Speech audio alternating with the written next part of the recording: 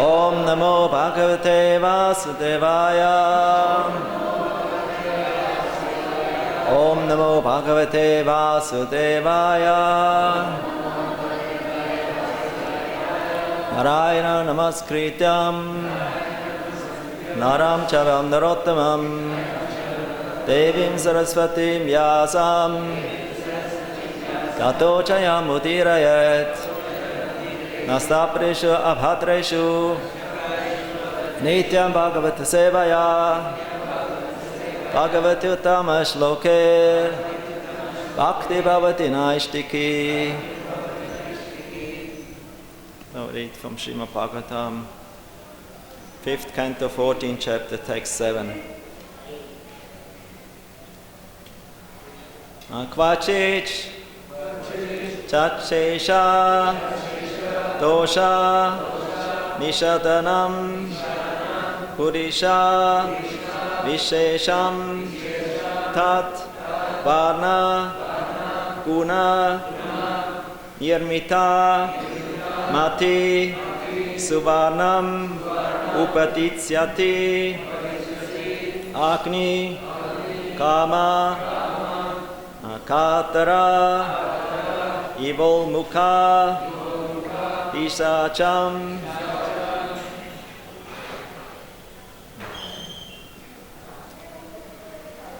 Kvachich Chashesha Dosha Nishadanam Purisha Vishesham Tatvana Guna Nirmita Mati Suvanam Upatishati Agni Kamo Katara Evil Mukha Pishacham. Kvachich Tachesha Dosa Nishadanam Purisha Vishesham Tatvarna Guna Nirmita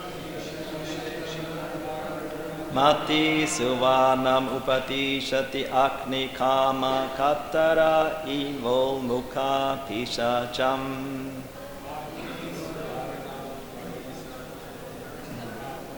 Kvachit, sometimes.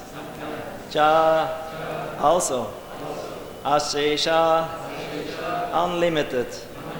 Dosha, of faults. Nishadanam, the source of. Purisha, of stool. Vishesham, a particular type. Tatvarna Guna, whose color is the same as that of the mode of passion. Reddish. Nirmita Mati, whose mind is absorbed in that. Suvarnam, gold. Upatitsati, desiring to get. Agni, Kama, that the desire for fire. Katura, who is troubled. Eva, like. Ulmukha Pisha Cham, as phosphorescent light known as the will of the wisp, which is sometimes mistaken for a ghost. Translation and purport by His Divine Grace, Srila Prabhupada Ki Jai. Understandable? I have to speak more here, huh? No, it's okay. Sometimes the living entity is interested in the yellow stool known as gold and runs after it. That gold is the source of material opulence and envy, and it can enable one to afford illicit sex, gambling, meat eating, and intoxication. Those whose minds are overcome by the mode of passion are attracted by the color of gold. Just as a man suffering from cold in the forest runs after a phosphorescent light in a marshy land, considering it to be fire. Purport. Parikshit Maharaj told Kali Yuga, to leave his kingdom immediately and reside in 4 places: brothels, liquor shops, slaughterhouses, and gambling casinos. However, Kali Yuga requested him to give him only one place where these 4 places are included. And Parikshit Maharaj gave him the place where gold is stored. Gold encompasses the 4 principles of sin, and therefore, according to spiritual life, gold should be avoided as far as possible. If there is gold, there is certainly illicit sex, meat eating, gambling, and intoxication. Because people in the Western world have a great deal of gold, they are victims of these 4 sins. The color of gold is very glittering, and the materialistic person becomes very much attracted by its yellow color. However, this gold is actually a type of stool. A person which with a bad liver generally passes yellow stool. The color of this stool attracts a materialistic person, just as the will of the wisp attracts one who needs heat. Omakyati maranyasya kananchana salakayam chakshurun militam yena tasmai Shri-Gurave namaha. Ukam karoti vachalam bhangum langai digremyat kripatam mahamande Shri-Gurum dinataranam. Hare Krishna, Krishna Krishna, Hare Hare, Hare Rama, Rama Rama, Hare Hare. So again the verse. Sometimes the living entity is interested in the yellow stool known as gold and runs after it. That gold is the source of material opulence and envy, and it can enable one to afford illicit sex, gambling, meat eating, and intoxication. Those whose minds are overcome by the mode of passion are attracted to by the color of gold, just as a man suffering from cold in the forest runs after a phosphorescent light in a marshy land, considering it to be fire.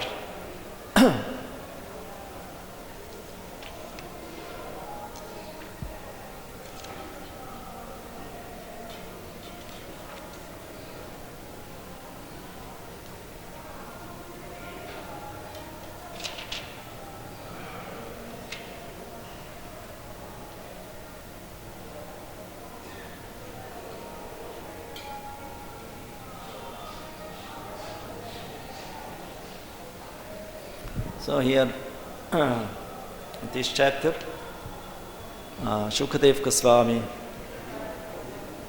who is Shukadeva Goswami in this chapter, gives a deeper explanation of that what Jat-Bharata tried to teach to King Rahuganath.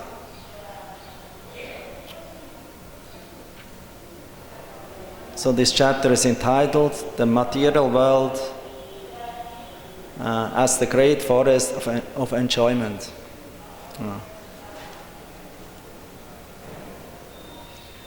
And so in this chapter, actually, it describes further that what Jat-Bharata is teaching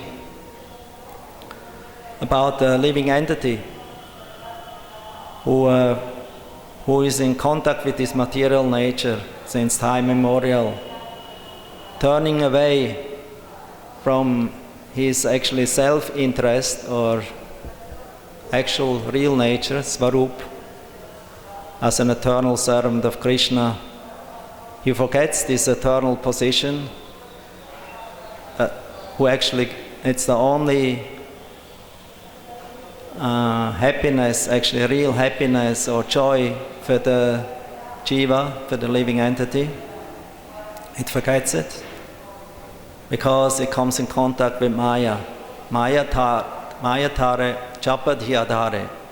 That's described in Chaitanya Charitamrita, also in Prema Vivarta. So Krishna believes the jiva anadir bahyamukha atayeva maya taradaya samsara dukkha.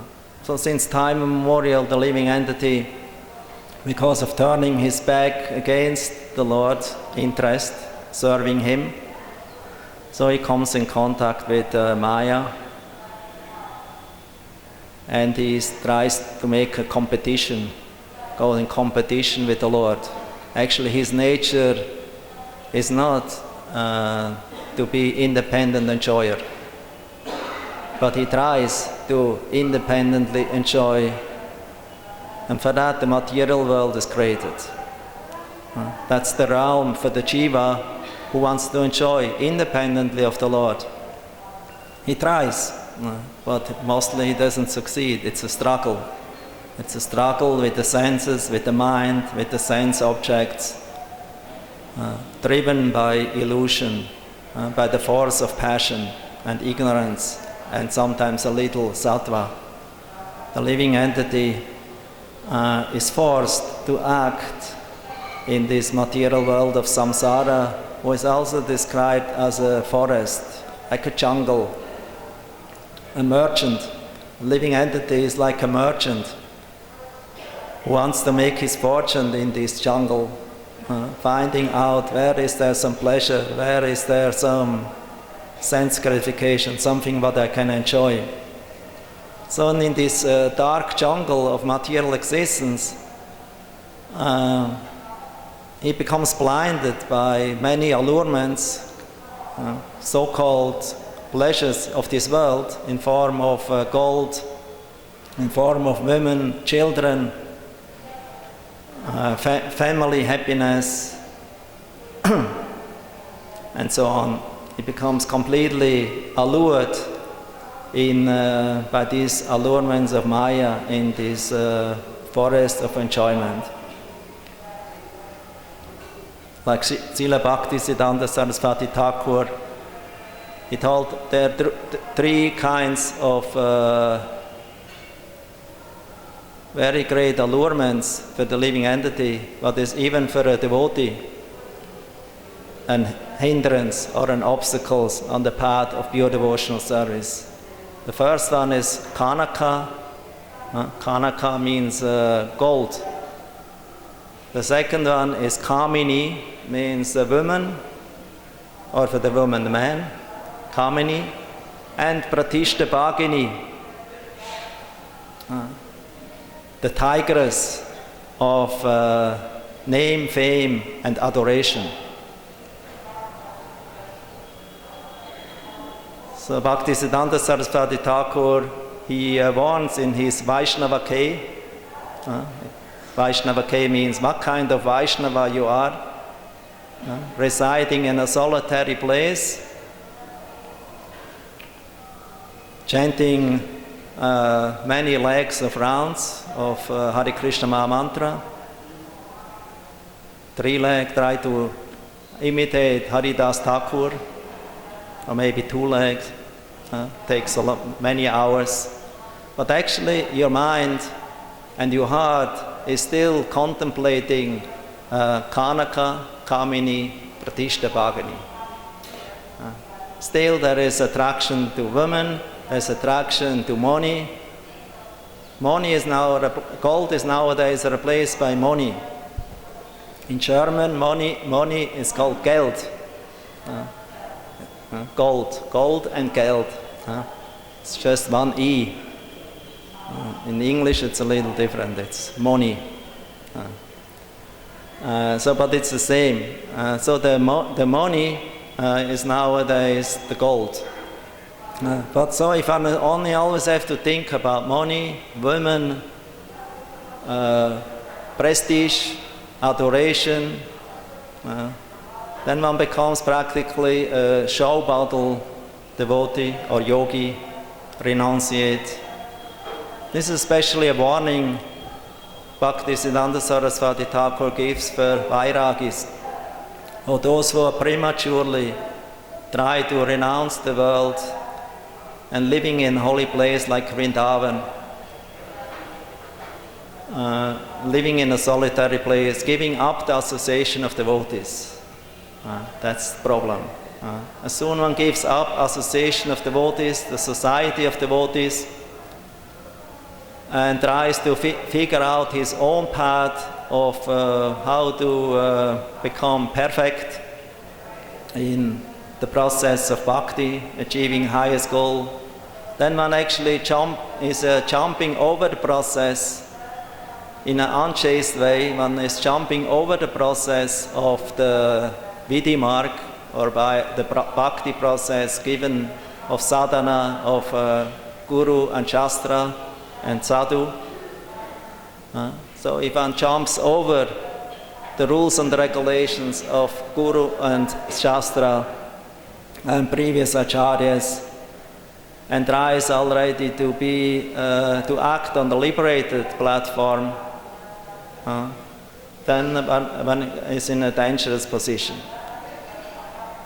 So therefore one has to be always very careful in a humble state, dependent state, always crying out for the mercy of the Vaishnava, of the spiritual master, of the superior authorities, and ultimately also mercy of Gaurnitai, Krishna Balaram, Radhashyama Sundar. Because only by their mercy ultimately we can learn how to control our mind. Mind is one can never trust. It's stated that we learn from Bhagavad Gita. So, and as long the mind is not completely absorbed in pure Krishna consciousness, means completely absorbed without any tinge of material touch of outside world, then we should actually not live solitary and try to imitate great personalities. So it's very dangerous. So the mind can always become attracted again by money, association with women, and recognition, to become known as a devotee, prestige, and getting honor. And so this is the kind of an attachment. And as long we are overcome by this attachment, vitta, raga, bhaya, krodha, that's in the Bhagavad Gita, this famous verse in the 4th chapter, text 10, vitta, raga, bhaya, krodha, man maya mam upashrita, bahavo jnana tapasa, puta mat bhavam agataha. Krishna saying, being freed from attachment, fear and anger, being fully absorbed in me and taking refuge in me, many persons in the past have become purified by knowledge of me, and thus they all attained transcendental love for me. So here Krishna is pointing out that this path of vitta, raga, bhaya, krodha, of sadhana bhakti, learn, this is the Sanskrit word here given, jnana tapasa. That means the renunciation or the tapasya according to the instruction of Gyan given by the scriptures. One should not become independent of the scripture, always try to follow the scriptural rules and regulations given by the spiritual master, and by following actually in the footsteps of the previous acharyas and the spiritual master, who actually successfully overcame this dangerous ocean of material life and entered to the other side of the ocean, to Paramdhama, Vaikuntha, spiritual world.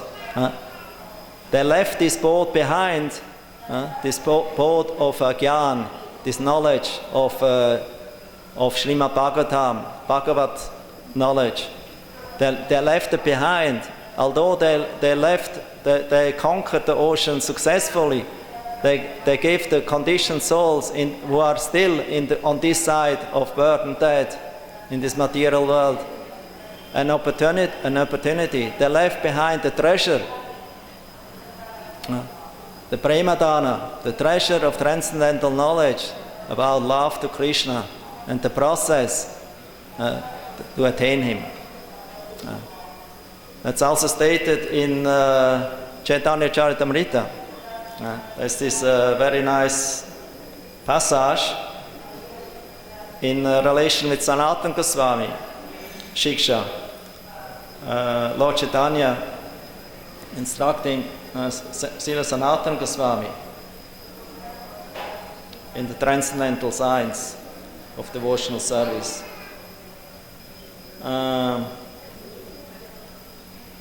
There Lord Chaitanya is saying, Maya Mukta Chivera Nahi Svata Krishna Jnana Chivera Kripaya Kaila Krishna Veda Purana. The conditioned soul cannot revive his Krishna consciousness by his own effort, but out of causeless mercy. Lord Krishna compiled this Vedic literature and its supplement to Puranas. Here it's pointing out especially Srimad Bhagavatam and in general also Vedic literatures. But the Vedic literatures and even all the Puranas gave not satisfaction, real satisfaction to the compiler of this work, Vyasadeva. Therefore ultimately Vyasadeva only became happy and satisfied after meeting Narad Muni and receiving from Narad Muni, who is the embodiment of bhakti, receiving this transcendental information and inspiration in the heart to actually write more about the glories of Krishna. Because the glories of Krishna, it's the only thing what is missing in this world, and it's only medicine what actually can help the conditioned soul to come out of his maya, of this illusion, of this attachment, of his vita, raga, bhaya, krodha. Attachment, lust, attachment, greed, and fear. And it's very interesting that this attachment, fear, and anger is very much connected with gold, with the gold currency, with the gold, with money and gold. That's the same nowadays in Kali Yuga. Because Kali, as we heard in the purport, fully took shelter in gold. That's the place that Maharaj Parikshit have given to Kali. Kali could not spread in the kingdom of Maharaj Parikshit because of his great power and of his principle of surrender to Krishna and ruling the world according to this principle of surrender to Krishna. So everyone in the kingdom of Maharaj Parikshit was satisfied. There was practically no thievery, no prostitution, no gambling halls, no killing of animals, meat eating like that. Was not in the civilized world in Maharaj Parikshit's kingdom. Therefore, when Maharaj Parikshit saw or met Kali, when Kali was wanted to cut Dharma's legs, as you know from first canto description, so he became very much angry and upset because he could not tolerate. Because Maharaj Parikshit was so strict to the principle of Vidhi, of Shastra, so that he could not tolerate that somebody do some harm to any citizens in his kingdom, especially the cow and bull. So he became very upset. His eyes became reddish, and he took his sword and wanted to make him one head shorter, the Kali. But Kali, he was actually a Shudra in this, but he presented himself, I'm the king here. He was very proud, arrogant. Arrogantly, he walked around as he would be the king of the world, but he was Shudra by mentality, dark. He was very Shudra, low class, low mentality. So he immediately got afraid. when he saw the power, the influence of Kali. He got so much afraid. And he became humble and he submitted himself. Oh king, please be merciful to me. After all, I'm also a dependent of you. I surrender to you now. Please don't kill me. Save my life. Because one should not kill somebody who is surrendering himself to somebody who is more powerful. So, and then Maharaj Parikshit somehow calmed down, but he didn't want to tolerate him here. He told him, you have to leave my kingdom. But Kali said, no, but I'm dependent on you. Where should I live? You can live wherever there's four sinful life.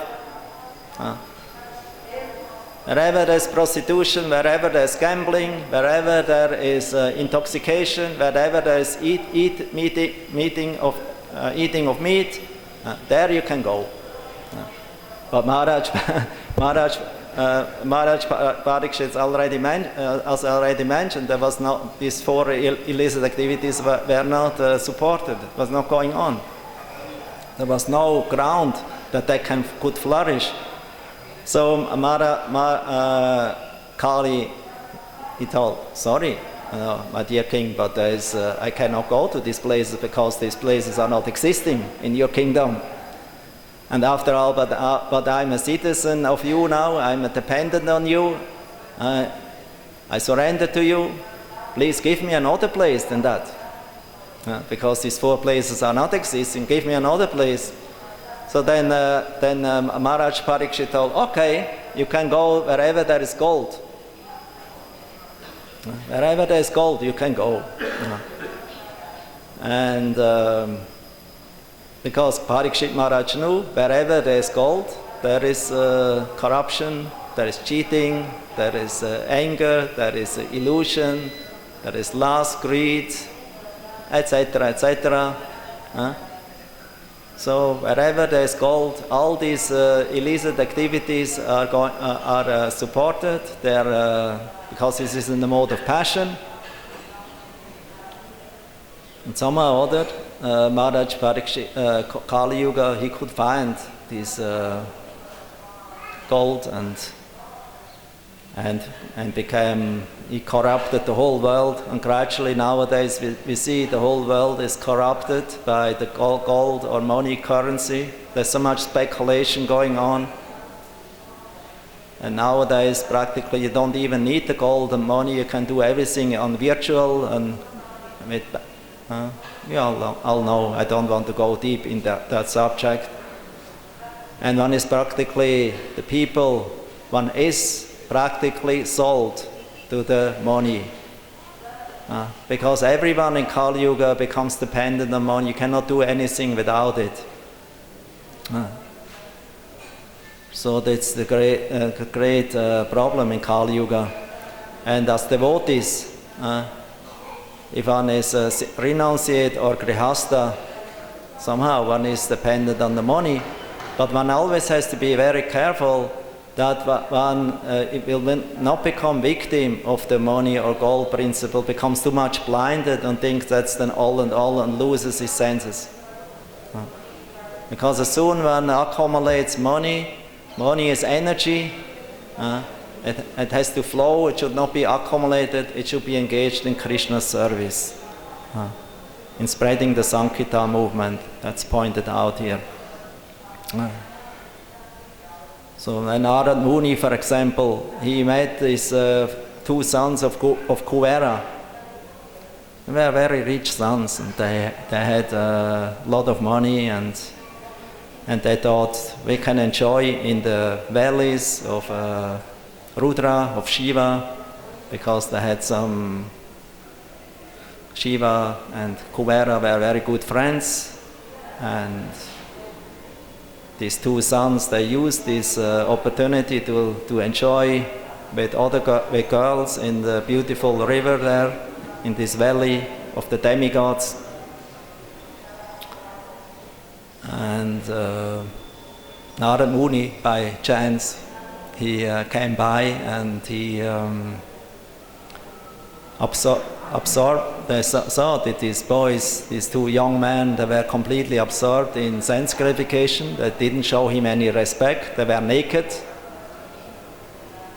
The girls, they were very shy when they saw Narada, the sage, so they immediately covered themselves. But these two boys, they were like intoxicated elephants, very puffed up, proud. So they didn't offer any respect to Narada. So Narada, he thought, oh, these two boys, they're actually sons of Kuvera, and Kuvera is a very important, great Ishvara, and one of the principal demigods in this universe. That's not proper behavior. That's not proper behavior for sons of Kuvera. And I see, that they become very proud because of their money and influence that they have, so they think they can break all principles and are aloof of everything, of respect to sadhus and abiding to the direction of Shastra, scriptures. So the best thing, I think, is that I give them a blessing curse. I give them a blessing curse so that they, and the best blessing curse is to become trees. Because they are so lusty, they are so much absorbed in sense gratification, so I will curse them. Because somebody who loses everything and becomes poor, Dina, or I would say Akinchana, he loses everything, then for him, he more easily can approach the Lord and can chant the holy name with love and devotion.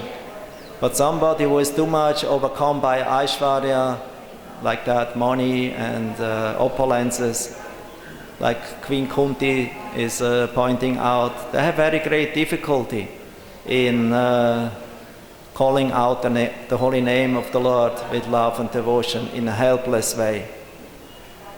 So Narad Muni mercifully cursed them, bless sages or devotees, especially Narad Muni, generally they don't curse. If they curse, there's always a blessing behind, there's a lila behind, a purpose behind, so that ultimately the sons of Kuvera could make their life successful in getting the darshan of Krishna here in Vrindavan. So they became two Arjun trees. Arjun trees are very deeply rooted trees, very difficult, even by whirlwinds and heavy storms, they cannot uproot because it's so deeply rooted in the existence of material life. But Krishna, just as a small boy, not even 3 years or around 3 years old, he was bound to the mortar by the love of the robes of Mother Yashoda, and therefore he easily could uproot these two sons of Kuvera. And in this way, these two sons offered their prayers, heartfelt prayers to Krishna, and received the blessing of Krishna to always stay in Krishna consciousness, to never forget Krishna at any time. Even they go back to their abode in the heavenly worlds, they will remain in Krishna consciousness without becoming touched by material desires anymore. So that was the blessing by great devotees. So the devotees are very merciful, therefore their blessing always wishing good for living entities, to give them opportunity to come in contact with Krishna, the supreme goal. As Lord Chaitanya is pointing out here further, Veda Shastra Kai Sambandha Abhideya Prayojana Krishna Prapya Sambandha Bhakti Prapyera Sadhana. The Vedic literature gives information about the living entity's eternal relationship with Krishna, which is called Sambandha. The living entity's understanding of this relationship and acting accordingly is called Abhideya. Returning home back to Godhead is the ultimate goal of life, and this is called Prayojana. So this is given by Lord Chaitanya to Srila Sanatana Goswami. Sanatana Goswami, he was very much dear to Lord Chaitanya. So I want to tell also a little the story of Sanatana Goswami, how he met Lord Chaitanya from Bengal when he came from Ramakeli, because it's also connected with gold. This story, it's also a gold connected story. So Sanatana and Rupa Goswami, they were all in the employed by the Nawab Hussain, the king of Bengal at that time. He was a Muslim, and because of their service to him, they had very close relationship with him. That means they got a lot of money, a lot of income, lot of gold. It is described, Rupa Goswami had two boats full of gold. But the interesting thing is that these two brothers never became attached to that gold. Rupa Goswami later on, he divided this gold, half for the service of Vaishnavas and Krishna, half of the other half, that means 1/4 for emergency he put inside, and 1/4 for his family. So Prabhupada many times he quoted, this is the ideal of dividing one's money, so that one will not become attached or blinded by it and become entangled in this in lust, attachment, fear and anger. Because as soon one has a lot of money, a lot of gold, a lot of money, always fear somebody will come steal it, how I will maintain it, how to protect it. So the best way, because money, as already told, is energy, it should be always engaged in service of Krishna, and don't engage it in useless things, but entangle you in materialistic activities, in karma. So Sanatana Rupa Goswami, he ultimately renounced everything and he went to Vrindavan, especially after they met Lord Chaitanya. These two brothers became completely convinced to give everything to Lord Chaitanya for his mission. So Rupa Goswami already left with his younger brother Anupam to Vrindavan. And Sanatana Goswami, because he was very, very dear to Nawab Hussain Shah, he was very important for him because he was very intelligent, very capable. So he had, they were like brothers. The Nawab considered Sanatana like his brother. He had another name at that time, Muslim name, according to his occupation as a minister. So, because he was very close to him, secretly Sanatana Goswami, he had to employ Brahmanas, Vaishnavas, and engage them in reciting Srimad Bhagavatam. And he wrote a paper that I'm sick, I'm absent now, I cannot come, I have a flu, I have fever. So, but after some longer time, when he was not coming, the Nawab was sending somebody to check him, a doctor, and then he realized that actually Sanatana was very healthy. He had no fever, no flu. So ultimately the Nawab became very upset, and he told him, please come, take over your job again, don't waste your time in Bhagavad Gita here. The service of ruling the kingdom now is very important, because I have to go and conquer countries here, going to Orissa like that, conquering. So I need you to stay behind and take care of the affairs here. But Sanatana, because he was so convinced, he didn't want to surrender to the king, because he already surrendered his life to Lord Chaitanya. one can only surrender life to one person, not to many or two or three, only to one.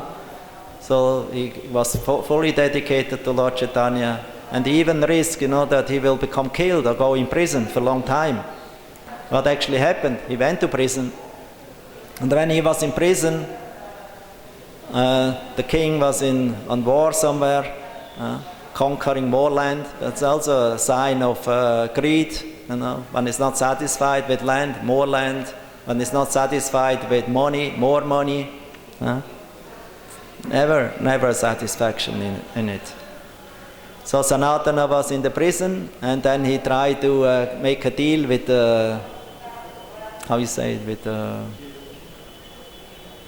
with the prison keeper, Lecha, and tried to bribe him, give him some of the gold,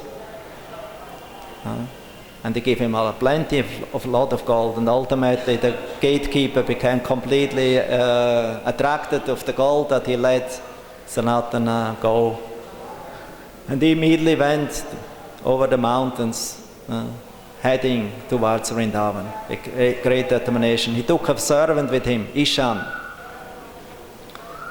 But this Ishan, he had 8 gold coins with him secretly. Sanatana Goswami didn't know about these 8 gold coins. So when they came to a guest house, Shara, so a guest house in the mountain regions. So actually the guest housekeeper, he was a greedy fellow, and he was very much, he wanted to steal the money. He had an astrologer. That time, many have astrologer. They could find, like Srinivasacharya, when he brought the books to Bengal, there was also an astrologer in King Hambir's palace. He told him, these 3 Prabhus were coming here, they're very rich, they have a big load of valuables. Later on, he was surprised it was full of Shastra, full of scriptures of the Goswamis. So, and this guest housekeeper, he had also an astrologer that told him that they have 8 gold coins. So the guest house man, the manager, he thought, I want to, when these 2 Prabhus are sleeping here, these 2 Babas, then I will go and kill them and take the 8 gold coins. But Sanatana Goswami, he was diplomat, he was very clever. Therefore, Nawab Hussain liked him so much. He immediately could understand the dealings of this guest house man. He was too friendly. He was too open, too friendly to sadhus who have nothing. To sadhus who have nothing, a guest housekeeper cannot be too friendly. One is very friendly if somebody is, coming with suit, tight, and influential personality. One becomes very friendly, very respectful. But Sanatana Goswami immediately smelled, there's something wrong. There's something wrong. Why this person is so much friendly to me, so much respectful to me? I'm just in the renounced mood. I have no money, nothing. So he asked his servant, you have some money? You took some gold with you? And then the servant said, yes, I have 7 gold coins. He lied. 7, not 8, because 1 he wanted to keep for reserve and for emergency. So Lord Sanatana Goswami immediately told, give me these gold coins. And he went to the manager and gave him the gold coins. Here, take it. That's our payment for you. And the gatekeeper was completely, this guest house man was completely amazed with big eyes. And so, actually I knew that you have this gold. And actually I can tell you frankly, I would come this night and kill you both to get these gold coins. But because you're so honest and so nice to me, and you give me these gold coins voluntarily, I don't want to accept it from you now. Please keep it. Please keep it. But then Sanatana Goswami said, no, no, no. I don't want to have these dead nails with me, because if I will take this money, then another man will come and steal it, try to steal it and kill us. But I'm on the way to Vrindavan now. I'm very determined for that, so I don't need this gold. Please take it. Then this guest house manager became very respectful and even helped Sanatana Goswami to cross over the mountains and how he comes safely to Vrindavan. Then it's not the end, because the one gold coin was still missing, and Sanatana Goswami could understand. This guest house manager, he told me he heard about that I have 8 gold coins, but I got 7 from my servant. So I will ask him now. So he went to Isha and asked him, hey Prabhu, can you tell me you have some extra gold coin with you? Then he said, yes, I have one, what I keep. So then Sanatana Goswami told him, so you keep this gold coin and you go back to Bengal. I don't want to keep you with me. You should not come with me to Vrindavan, because if one wants to go to Vrindavan, one should not be attached to all these worldly things, to money, gold, and nice clothes. So he sent him away. Later on, he even got a very valuable blanket from brother-in-law, who gave him he was a mercantile, a rich man, so he gave him a nice blanket. So he accepted it out of respect to this brother-in-law. But then later on, when he met Lord Chaitanya was not very happy that he had this very nice chadar and this long hair and beard like a Muslim, like a fakir. So therefore Lord Chaitanya gave signs, that he should shave, that he should not wear any beard, no mustache, no long hair. That's not Vaishnava-like. So he wanted to have proper standard of the devotee. And later on, Sanatana Goswami did this in the same day actually. And then he also realized that Lord Chaitanya doesn't like this blanket, this chadar. It doesn't fit to a renunciate. So he went to the Ganga side in Varanasi and asked a beggar to exchange this valuable with his thorny chadar. So in this way he got this thorn chadar of a renunciate and came back to Lord Chaitanya, and Lord Chaitanya was very happy. And he told him, this is the real renunciation. A renunciate should not dress opulently and be looking like a Vishai. It's not proper. So I'm very happy.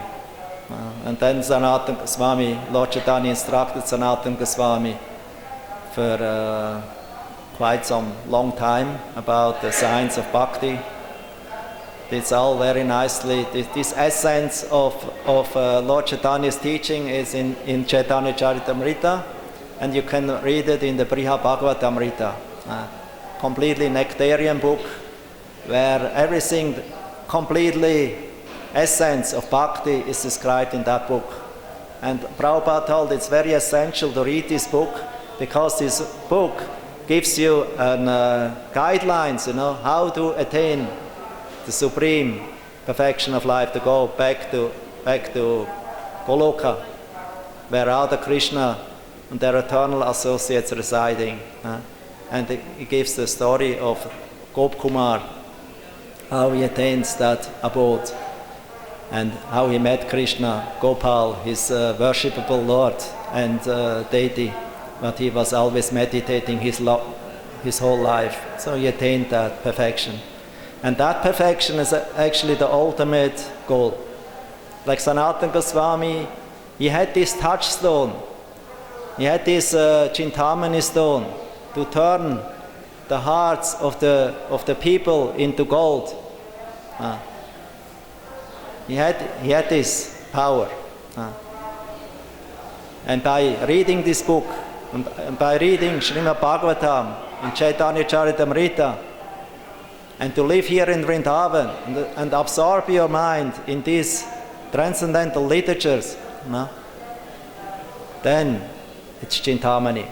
It gives a change in the heart, in your consciousness, and you will be amazed, how it is possible. It's not possible by our own force. It's only possible by the mercy of the Vrindavan, by the mercy of the Vaishnava literatures like Srimad Bhagavatam, Chaitanya Charitamrita, Briha Bhagavatamrita. Briha Bhagavatamrita is Bhagavatam in more nectarian form even, given by Sanatana Goswami. So I stop here. Hare Krishna. Glory to Prabhupada. Any question maybe?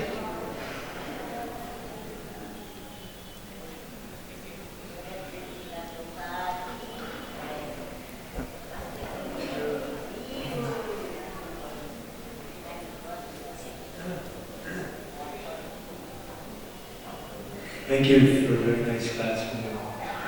I'm wondering in the verse it was talking about how gold is the source of all degradation. And you had also explained how in this age, money and attachment to money was so all-pervasive and so contaminated. And Prabhupada gives numerous times in his writings instruction of should give 50% of their income to the Krishna consciousness movement. And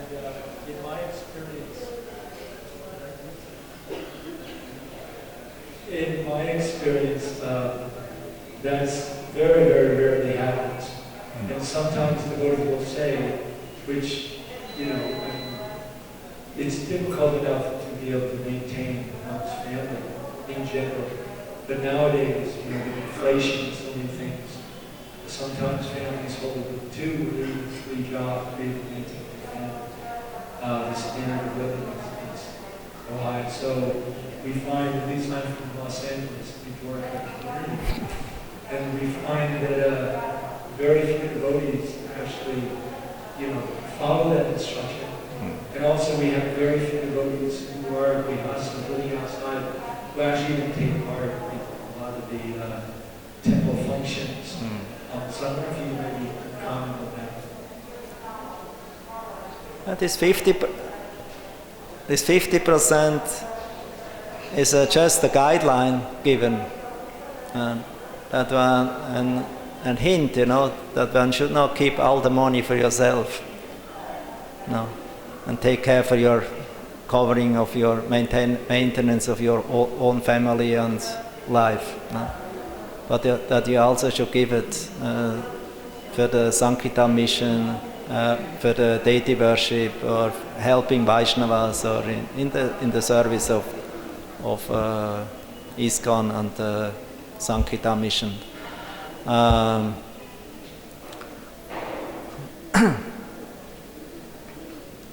We all know we should give 100%. No. Actually 50% is quite, still have 50% for yourself. But 100% should actually be our target. To give everything to Krishna, nothing belongs to you. Like the story of Ramanujacharya, with his, he had one disciple, he was a wrestler. Dhanurdas, you heard about him? Dhanurdas, and he was married, he was a grihasta, and he was a wrestler. He was not a brahmana, but he was very, very dear to Ramanuja Acharya. And his brahmana disciples became very jealous, very envious on him. You maybe heard about this story.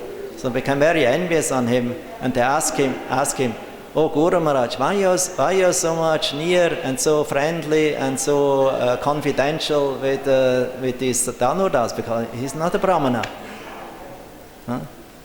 You're embracing him, you put your arms on his shoulder, because he was very strong, So But he had very nice sympathy to him. Because he knew the heart of Dhanudas. So what actually then happened is Ramanuja understood, these Shishyas here, they're quite envious. They don't understand the heart of devotee, they're sectarian, they think only I'm Brahmana and he is Shudra or wrestler. I think wrestler, Shudra business, or maybe Kshatriya, I don't know. But anyway, he's in the bodily concept, he's not Brahminical, he's not so much learned in Shastra and Sanskrit recitations like that, and Yagya, that's not his speciality. So he realized that, so he thought, so I will go in the night when all the brahmacharis were sleeping, they were hanging their dhotis, their saffron dhotis on the strings. So on the event, and rip them apart, make them a little shorter. So in the morning, when the brahmacharis woke up, then they started to accuse each other. They became very upset. Oh, it's you ruined my dhoti. Oh, you ruined it. And so there's a fight happened. Then Ramanuja, he realized. He understood. He actually got that what he wanted. So this friction amongst the brahmacharis and brahmanas, because of just a simple dhoti. That was their possession what they had. They were fighting about that, accusing each other. Immediately quarrel started. So then he told. So now you in the night, Dhanudas will come to me for darshan. And his wife will sleep in her room. So you should all now go, because she has very many gold anklets and ornaments and necklaces and earrings, very valuable. You should go and steal them all. You should go and steal them. And so they went there in the room to steal the lady's ornaments when her husband was in darshan of Ramanuja in the night.